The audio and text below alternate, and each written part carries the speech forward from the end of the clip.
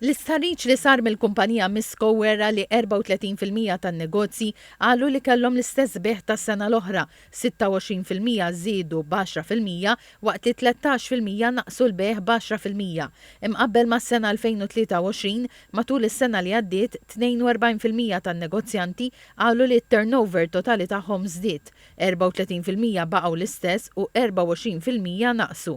Fil-preżentazzjoni tar-riżultati l-uffiċjal kap tal-operat tal-Kamra l-Intrapriżi żgħar u medji, Andrew Aquilina, spjega raġunijiet li semmew li waslu għaż-żieda fil-beħ matul is-sena li għaddiet.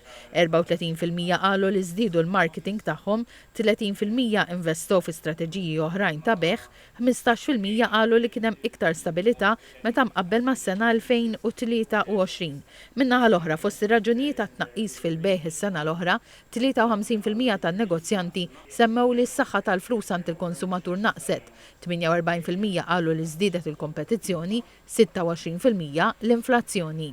41% tan-negozji qalu li mqabbel mas-sena 2023 in-negozju tagħhom baqa' fl-istess livell ta' profitt, 26% qalu li għamlu iktar profitt u 33% qalu li għamlu inqas profitt mis-sena 2023.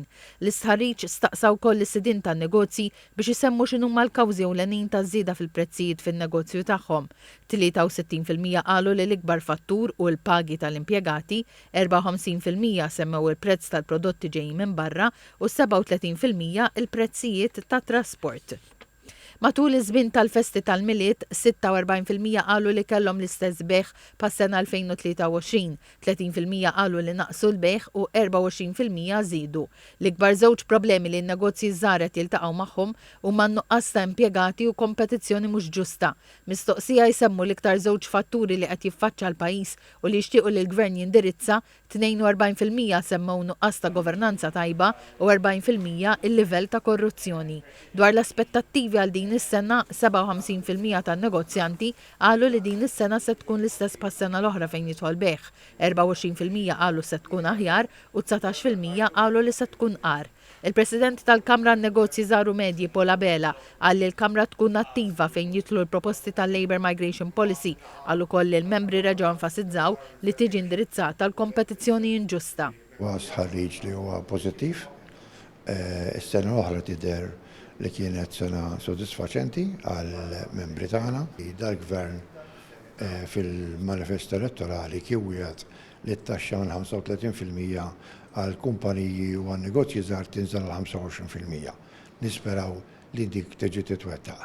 Ma li titwettaq dik ovvjament id-differenza li għandna li kumpaniji barranin ħalsu bil-5% u l-Maltin ħalsu bil-35 ikun hemm id-distakk jibda jonqos. U allura din hija ħaġa importanti li dal-gvern jieħu consideration li fil-budget ta' dis-sena diġà qegħdin orrejt għadna f'Jannar imma jibda jaħseb li dis-sena jimplementa. In-negozjanti semmew it-tħassib tagħhom fuq iż-żieda fil-popolazzjoni żejda li qalu qed tħalli effett fuq il-kwalità tal-ħajja taċ-ċittadini.